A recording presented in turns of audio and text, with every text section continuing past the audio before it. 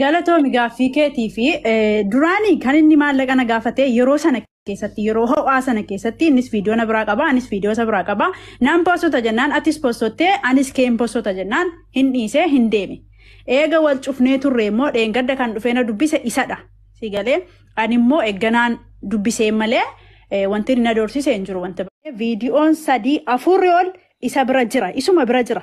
Kan saalle viidiyoo bifa garaagaraatiin waraabe 3-4-5 ol na biraa qaba. Sigalee tarii boriitu viidiyoo an nama biratti arge isa kana jechuu danda'a waan ta'eedhaa fi viidiyoon isa bira jiru 3-4 olidha malee tokko qofa miti. Hayyee viidiyoo dhuma kee viidiyoo qaama qullaa dubbii kaa irraa sassaaqaa dubbanna yeroo garii dhiifama nuuf godhaati kabaja dhabuudhaaf osoo hin taane aannan adiidhuma jedhama dhiigni diimaadha. Viidiyoo dhuma qaama qullaa waraabame kallattii garaagaraatiin kan waraabame adda addaa kan koos kan saas jiraadha moo viidiyoo dhuma normalii sirbas taphas haa ta'uu wantoota waraabameedha wanti kun isii kana qulqulleessi. No viidiyoo dhuma qaama qullaadha garuu uffanni kan garagar ta'edha guyyaa tokkicha miti jechuudhaan guyyaarraan jechuudha. Ayyee galatoomi miyuutii godhadhu ayyee. Iddoo biraatti dhufe akkan jedhamnedha. Yoo 2-3 akka bira jiru himta bifa adda addaatiin. Turtiin keessan akkuma inni jedhe baatii lamaan goolabame moo akkami? Baatii 2 qofan ta'u baatii 2 qofaa miti. Baatii 4 ol ta'a malee baatii 2 qofa miti kananiif inni waliin haasaa turre. Isaan jalqaba argee wajjin baay'ee kompiliitilii adda addadha. Viidiyoo sana immoo daayirektii meeseenjara koodhaan natti ergame toon taane bilbila namaarrattan arge. Waggaa 3 duradha. Hin beekunan yeroo sana iyyuu ishee jechuudha. Kana jedhee walii wajjin isaa soofnee waan hin beekneef feesbuukii waliis fireendii wanta hin taaneef eenyu akka ta'e hin beeku. Viidiyoon kun koppii ta'ee namoota adda addaadhaaf isheen erguu dandeessi. Amma guyyaa tokko dura. Roobeera. Waan tokko si agarsiisa. Waan tokko si agarsiisa. Ifa naa godhi nama kana. Gaadhatta. Waan ta'e wanti qabdeetti ergitee kanan argee keessaan si ergu kanan argee jette. Kanan argee wayii kana ta'e barreeffamaan si yaadachiisuu barreeffamaan. Telegiraamii wayiitu jira jedhani. Dhugaa waaqaa fi bilbila qoy bilbila xumurri isaa 52-60 suuraa kaaftee suuraa dhuma viidiyoo. Naaf obsaa. Ija ofirratti raawwattee hospitaala jirti jedhanii gartuun kuulloo immoo nama biraa ishee fakkeessee diraamaa hojjettee ajandaa gara nama biraatti agarsiisuuf yaale nuti qarfaandaa miti barii akka isaan akkas gochuuf qophaa'aa turan guyyaa dhageenye edaa kuulloon sun hanga kana mara girrisa qabdi jechuudha bakka yoo girroo hedduu qabaatan akkanuma shwaa hojjetanii dhugaa dhoksu jechuudha lukat sadarkaa kanarratti ittiin deemu yoo ta'e barruu biraas isin agarsiisuu nan danda'a. Feesbuukiiwwan garaagaraa irratti kan maxxanfamaa jiru. Evidensii yookaan ragaa kana qulqulleeffachuudhaa fi obboleettiin keenya viidiyoodhaan gannuuf baatee lakkii ani hospitaalas hin jiru yookaan ammoo viidiyoon abbaan dhimmaa sun isaadha. Kan ragaa ba'uudhaaf ragaan biraan barbaachisu. Jalqaba obboleettiin keenya munaan akkasii ta'e osoo beekuun abbaan dhimmaatu asirratti kan ragaa ba'ee jedhe qaama biraarra ragaa barbaadu. What a trash! Maali namoonni sadarkaa kanatti ilmi namaa kun dhugaa jibbaa sadarkaa kanatti ilmi namaa saayidii godha sadarkaa kanatti ilmi namaa dogoggora yookaan mulqama fokkataa akkasii sana waliif awwaala leevilii ilmi namaa irra jirus hubadhaa obboleewwan keenya namummaadhaan kan yaaddan dhugaadhaaf kan deemtan kana qofadha jechuu kan hin barbaadu obboleettii keenya munaayyee viidiyoo sakandii muraasaaf nu ba'iiti namoota kana barreessaa jiraniif osoo hin taane hawaasa keenya nu kabajee dubbii keenya kana haqa jirtu baruudhaaf dhaggeeffachaa jiru qofaaf viidiyoo nuuf ba'i galatoomi. Warri barreessan isaa galatooman. Timunaan manaa kimii keessan jirtu ittimi. Hospitaala keessa gulukoosii fe'isitti agarsiisi gulukoosii fe'isi wantoota mana yaalaa keessatti argaman baay'inaan jechuudha. Sana qofadha. Kunis ragaa miti kunis isii miti nama biraa ta'aa jedhani. Ummata kana akkam taane akka jalaa baanu wallaalle wallaahi billaahi. Ummata akkamii akka ta'ee jedhe jechuudha. Nama haa jibban gandummaan nama haa qoodan garuu dhugaa tokko osoo beekan waan hin taane yeroo murteessanii miidiyaa irratti ba'anii uummata rakkisanu I don't know dhugaa galatoomi cufadhatu viidiyoo kee ulfaadha. Miira keessaa ba'iitii maaltu jira seetanii yeroo wanta akkanaa dhufu wanni hedduun akka martuu beeku. Kam jedhamee akka jalaa baanu wallaahi. La hawla wala quwwata. Namni martuu fiilingii isatti dhagahame ibsata yaada mataa ofiitii isaa keessa jiru dubbata. Akka itti beeku dubbata. Nama maraan akka nama tokkootitti andarchiisi.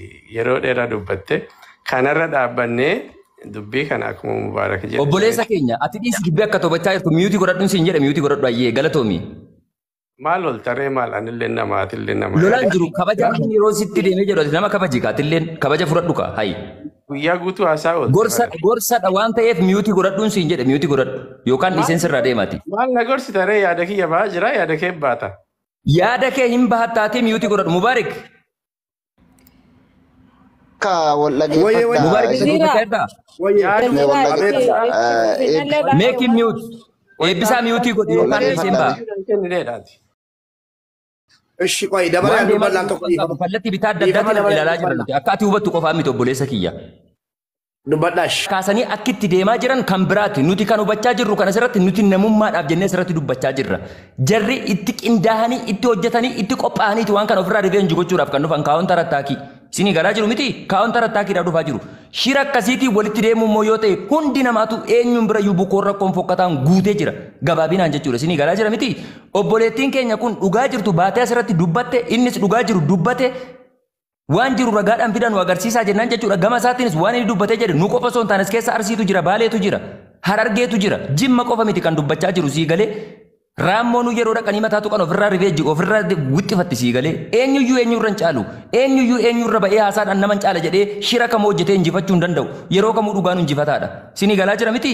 Ilmaan Oromoo hundaafuu kabajaaf jaalala guddaan qaba. Kanaarra osoo hin taane kaleessas namni beeku na beeka. Sinii galaa jira miti.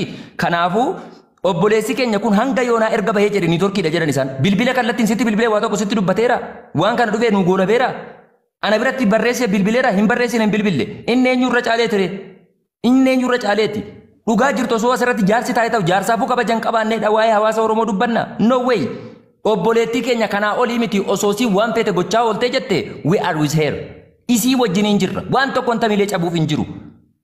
Allaattiin galaana irratti boola'uun yookaan fincaa'uun baalaguma si agarsiisa malee galaana booressuun ta'u jetti Oromoon. Sinii galee ilmi dhiiraa tokko hojiin hojjetuun ani ilma sooressaati ilma maaliiti ilma meeqerxesooti waan fedhe jechee dubbachee erga sila dubbachaa ture jedhe kabajaan eenyuun caalatti kabajan ittiin dubbachaa jira.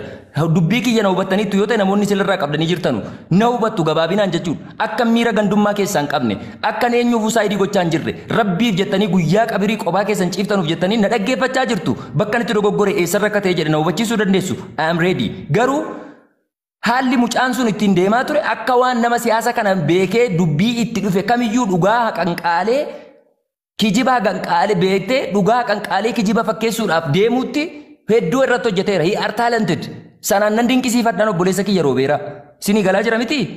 Hedduun dinqisiifadhaan garuu yoo hangamis maal ta'e jedhe hangamis yoo wallaaluma qabaanne sadarkaa isaas barnoota qabaachuu yoo baanne sadarkaa kana dubbii dhugaa wallaallu viidiyoo kan waraabdeetti ergite hiriyyaa isaa ammaan duraa kan waggaa 3 duraa munaayyee yookaan munaa kan isiin jiraattu Dubaayii viidiyoo kana kan kallattiinis haa ta'u alkallattiin akka nama bira qaqqabuuf sababa namni ta'ee jedhe obboleessa keenya roobeera kan kanaa achi waasaan tokko hin barbaachisu viidiyoo baheef ammoo obboleettiin keenya murtee maalii murteeffachuu qabdi yookaan akkam ta'uu qabdi suni akka hawaasa Oromootti hawaasni Oromoo waan kana na cinaa haa dhaabbatu yoo jette akka ilma Oromoo tokkotti waan barbaachisaa ta'enan reediidha isii wajjin dhaabbachuudhaaf obboleettii keenyaaf jechuudha siif galee yoo kana achi immoo lakkiin barbaadu hanganuma Oromoon dhugaa jirtu naaf baruudhaaf yoo jette obboleettiin keenya dhiiftee dubbii kana keessa haa baatu obboleessa keenyas ammoo namni akkamitti akka ilaaluu ni qabu dhuunfaa keessan murteen keessan wanti na lallatu hin qabu wanti Muhammad bin Aljazeera lallatu qabu haqni jirtu garuu obboleessi keenya roobeeraan dhibbatti shakkii tokko malee jechuudha dhibbatti shakkii tokko malee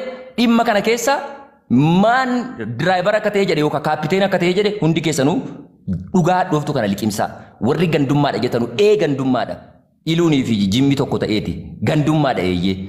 Anaan miti iluu fi jimmi tokko jedhee kan kaa'e Oromootu kallattii wal qoqqoodee wal keessee jette. Anaa miti Harargee fi Jimmaan garagara kan jedhe. Siniif galee Oromootu akkasitti beekatti. Munaan immoo erga yoomii Jimma taate jette gandummaadha kan jetanu goondaan hudduu keessa naa nyaatu. Ummata sadarkaa beektee waama dhaba sababa yoo dhabee jedhe dhaqee bukoo arge harka kaa'u. Yaa akii waan akkasii ofirraa dhiisa. Arrabaaf xiqqeenyaa miti kana sirra dhufnee jenne ganda nama kabiitiifuu ilaalcha badaan qabu. Rabbiitu na beeka sana ammoo isiniifis yookaan sodaa keessan qabaadheetii miti. Kanaafuu dhugaan jirtu kana waan ta'eedhaafi Maqaan inni roobeeraa ta'edha boontuuf caalaadhaan dhufte yoo ta'e obboleessi koos gammadaadha. Rakkoon qabu inni maqaan. Yookaan naannoo keessatti dhalatte yoo ta'e roobeeraadhaaf ganda ta'uu dandeessa riyyaa ta'uu dandeessa mirga keeti suni. Garuu fokkuu irratti nama dogoggore hin deeggarin. Rabbiin borutti si gaafata akka amantaa amantuutti. Waatiin turre maqaan namaa asirratti hin dha'u jechaatiin ture mucaa maqaan namaa sun eenyu jennee tanarraa wal mormaa turre jiddumatti bayaatiin ture silkii yeroo tokko asirratti bilbilamee bahe lammaffalleen asirratti nu dhiiseetti bahe dhugaa barbaadaa jirra namni dhugaa ofii qabu dhugaa keessaa hin bahu jechuudha kanaadhaaf dubbiillee hin dhedheeressina. Dubbiin dheerattuun faayidaa hin qabdu ammallee deemtee dubbiin tun waan biraa fiduudhaaf deemaa jirti nuti nageenya barbaanna ganda kamirraa'uu nama kamirraa'uu dhimma hin qabnu jechuudha walumaa galattuu dubbii tana gabaabsaa maamme gaafa jettan jechaa fi gocha namaatiif bakka hin kennina kaleessas rabbiif dubbataa jirtan hadhallee rabbiif dubbataa jirtan waan jiru obboleettiin teenyalleen waan isii fakkaatu ila kunoo tana fakkaatti jedhaani sodaa tokko malee gurbaallee gartanii yaada isaallee gartanii jirtan qorattan isin bicha famaan kun jechaanuu sagaleen as keessa qorataatiin ture rakkoo jirtu bakka tana jirti jedhaati waan jettan jedha sodaa tokko malee jechuudha rabbi malee ka sodaatan hin jiru. Ayyee boonaa kiyya naaf ulfaadhu dubbii kee ammas addaan kuteetichaan isas keessa jira namoonni tarii fu'aad fa'a isas keessa jiru namoota gurguddaan nu bira jiru obboleewwan kiyya nu of kolchaa yeroon jarjaru jechuudha yeroo baay'een argitu yoo ta'e yaadaan dhimma ajandaa jedhamu kanan jaalladhu jechuudha waa'ee nama dhuunfaatiif guyyaa tokko ani hirmaadhee sirmaachisee sin beeku hin jaalladhu waan hawaasaa ta'e dhimmi kun irra deddeebi'ee waan ijoollee obboleewwan keenya miidhaa jiruuf xiyyeeffannoo taa godhamuudhaaf waan kana akka jiru argina jennee dhufnee jenne jalqaboonti miidiyaa irratti dubbatamaa ture kan biraate dhugaan jirtu kan biraa ta'ee jedheennaan waan kana hawaasni jechuudha abbaa dhimmaas yakkaas yakka raawwataas jechuudha yakkamaas ifa galaan fuulduratti finnee jenne seeraan kan jechaa jirtanii fi obboleettiin keenya kun yeroo viidiyoo kana jalqaba waraabdeetti argitu mucaan kun rasaasa wayiitiin sodaachiseetiin miti fedhiisiitiin jaalalaan gootee jirti inni ammoo waadaa eeguu dhiisuun akkam akka ta'ee jedhe seerri waan murteessu isatu beeka bakka seeraa sana yoo dhaqee jedhe hoo obboleettii keenya kan dabalatee maatii isii bira infoormeeshinii kun dabaree qaqqabuun faayidaa dhabu miidhaa waan kanaatu bal'ataa deema waan jedhamu hoo gama keessaniin akkatti ilaaltan isintu beeka murteen kan dhuunfaa isiiti ilaalchi kan keessani garuu anammas irratti wanti jechuu barbaadu dhugaa jirtu namoonni jalqabarraa kaatanii dhaggeeffachaa jirtu ta'ee jedhe obboleessi keenya roobeeraan kabajaa waamnee ulfinaa waamnee akka ilma oromoo tokkootti sirna eegne akka miira nutti dhagame miira keessa galee akka nutti fakkaate dubbachaan turre innumtiyyuu yeroo miira keessa galee jedhu obsi jechoota fayyadamtu kabajaan godhi jennee hanga dandeenyu wallaluma keenya irraa itti himaa turre nu dhaggeeffachaa turtan jala teessanii miidiyaa irra kan biraa irratti pilaatfoormii biraa irratti deemanii ammoo wanti isaan barreessanu ragaadhaan finneessanitti agarsiisaa jirra. Obboleessi keenya dhuguma osoo waan kana balaa kana yookaan ammoo rakkoo kana ofirraa buusuudhaaf nama dhufe ta'eeti haqaaf dhugaarra dhaabbatee jechuudha. Dhugaa osoo qabaatee hirribni isan qabu nama dhugaan qabu hirribni hin qabu. Maaliif dhugaa sanatu isa nyaata akka taayifii jechuudha isinii galee akka taayifii siree irratti nyaatee dhorkeeni asirra fidee kaa'an jechuudha. Yoo laayivii intarneetii didee jedhe bilbila kallattiitiin kun mubaarak asirra jira haqa jirtu kana qulqulleessee murtee hawaasaa xumura baree dhiisee keessaa ba'a yoo sagantaa godhannu jedhillee sagantaa sana irratti qophaa'uudhaaf waadaa isiniif galee deema akkasitti hin beekan akka ilma oromoo birmaduu tokkootti jechuudha qulqulluu tokkootti jechuudha isinii galee jalqabuma inni nu dhiisee asirratti dhiisee ba'uun kompiliitlii yakka sana akka ofirratti fudhate beekadha haqni kan isaallee ta'u dogoggora guddaa akka hojjete beekadha intarneetaa maala uume qirxeessoo sababa nina anis Itoophiyaa keessan jira Ameerikaa Waashingtan DC taa'ee miti kan isinitti dubbachaa jiru Itoophiyauma keessa taa'eeti yoon intarneetii didee bilbilli kallattiin didu inumaayyuu halkan sa'aatii kana niitworkiin baay'ee mijataadha Itoophiyaatti akka ajaa'ibaa kanatti hojjeta kanaafuu jennaan obboleessi keenya roobeeraan yakka kana kompiliitlii akka ofirratti fudhatu jaallatanu jibbitanus fudhaa erga isiin akkana jette viidiyoolee kanaaf ammoo viidiyoo jalqabe isa bira dhaqee jedhes akkuma sana ammoo viidiyoo isiin itti ergites lameen jiraatu ifa galaan ragaa ofirratti ba'anii jiru. Akka isiin isaa ergite innis akkasiidha ergee jedhe viidiyoo balleessanii dhiisanii dhimma isaaniiti. Viidiyoon kun jalqaba abbaadhaa bira dhaqee bira osoo fakkeenya viidiyoon isaa miidiyaa irra ba'eera ta'eeti akkuma kan sii ba'e kana jechuudha kan isaa. Jalqaba namni gaafate akkuma kana wiriiree dubbatu isa ture silaa isiidha jedhee jechuudha. Dhibbaa dhibbatti kana hundi keessanuu ragaa baatu. Kan sii waan ba'eef malee jechuudha amma. Kanaafuu dubbii gabaabsaati obboleettii keenya kanaafis ta'ee isaafis murteen deemuu qabu maalii kan jedhamu dhuunfaa keessanii murteeffadha. Hangama kootiin kan hin jedhu kan obboleettii kiyya muna dhaggeeffachaa jirta. An akka ilma Oromoo tokkootti yeroo kamiyyuu yoo ta'e wanti sitti dhagahamu tokko hin jiru. Dogoggorri kun waan sirraa eegale miti. Obboleewwan keenya baay'ee irra qaqqabee jira. Sirra dabalataan suuraa viidiyoo kee dabalatatti maallaqa isii waggaa meeqa hojjettu kan taa'ee jechuudha akka qabirii akka boollaa nyaatu kumaaf kittilatu jira. Sanarraa rabbi si hambisee maallaqni keetu hin nyaatamne siti. Ati akka gaarii jirtaayyuu hin diddee jette. Hayyee ammaan booda waan jiru lakki isteeppii kanatu hafee jedhe kan jettu ammoo mubaarik abbaan laayivii hoost godhe isa jalqabas kan wajjiniin dubbatan isa allaayivii keessan irratti jooyinii godhe waan ta'eedhaaf itti himi itti ergi sagantaatti qabannee jaarsonni dhiyaatanii irratti dubbannee murteeffamu murteessinu yoo jettan itti mulkaawaa hangama kiyyaan xumuradheen jira bakka kiyya nama biraa buusaa yeroo gaarii isiniif haa ta'u. Turi malee sanin dagabamme. Muhammad hin deemin. Eticha dubbadhu. Eticha. Galatooma ani wanna kana keessa isaan beeku sanarratti koomenti gochuun dhufne kanaaf waan biraan dubbachuu dhufe naaf kolchaa maaloo. Tole rakkoo qabu waayee eegaa shanadda godhu eegi fuudh biyya ol galtee waan dubbatin. Salaamu alaikum warahmatullahi wabarakatuh.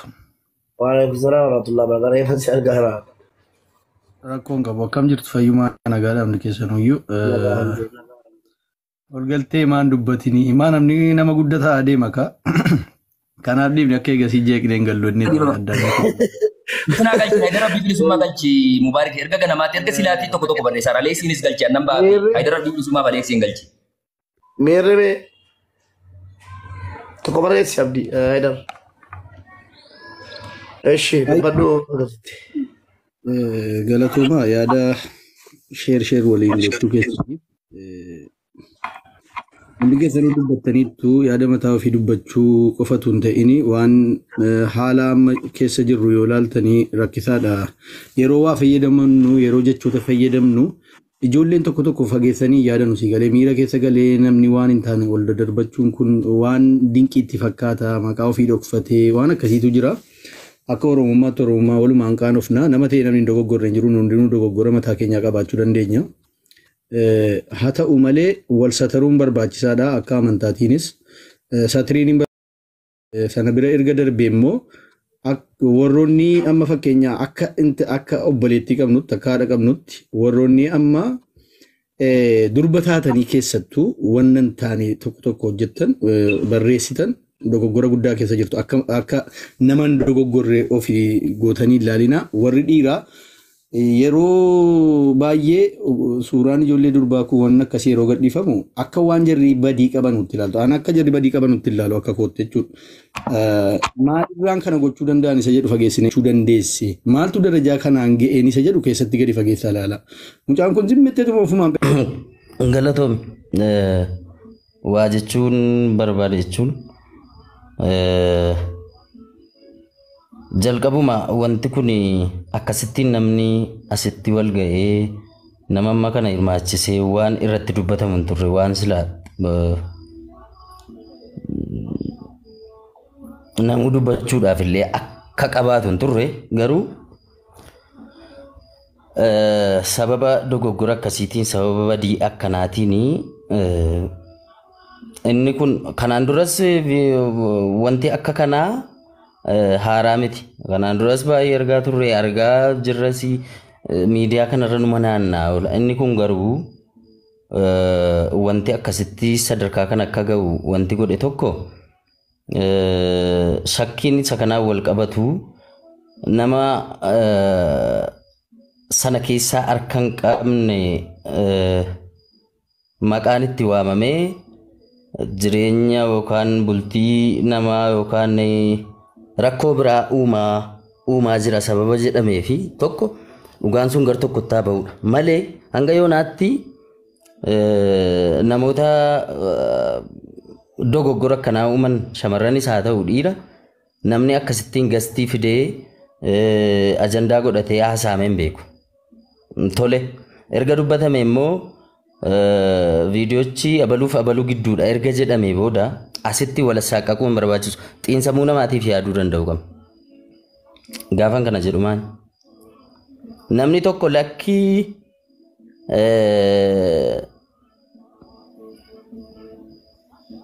isheen achirratti dhiyaatte kun intala ishee sana miti nama biraa fakkeessee fide jedhee gadi ba'ee sababa namni dhuunfaa haasa'eedhaaf mucaa kana yeroo kanatti xiinsammuu ishee wanta eeguun bira dhaabbachuudha dubbatte.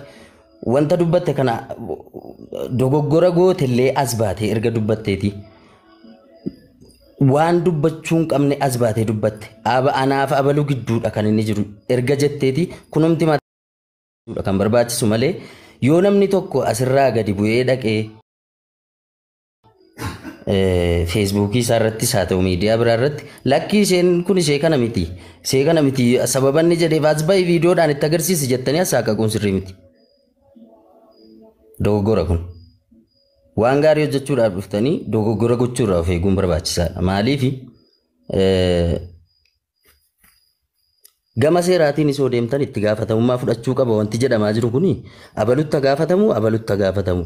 Inni jedhamu kuni keeyyata seeraatiinis wanti isin ittiin gaafattan waan jiru natti hin fakkaatu. Namni garuu asitti akka hawaasaatti balleesseera dogoggora kooti badii kooti dhiifama naa godha na of kolchaa jedhee uummata dhiifama gaafachuu ni danda'u.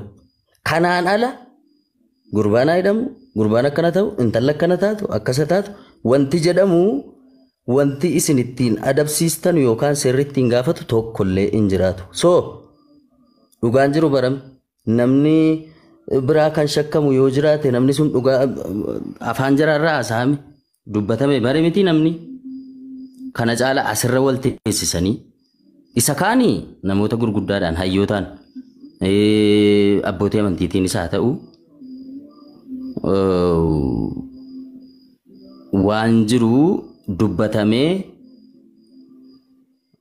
hawaasa wajjin akka walitti makamu gochuun hin danda'ama karaa biraatiin. Garuu asirratti gastii irratti amma utuma isin asirra teessanuu sababa isin nama ajandaa godhattanuuf kan biraas deemee kun akkana jedhu ammas mucaadhaan as ba'iitii dubbadhu jechuudhaaf yookaan gurbaa dhaqaa fidaa jechuudhaaf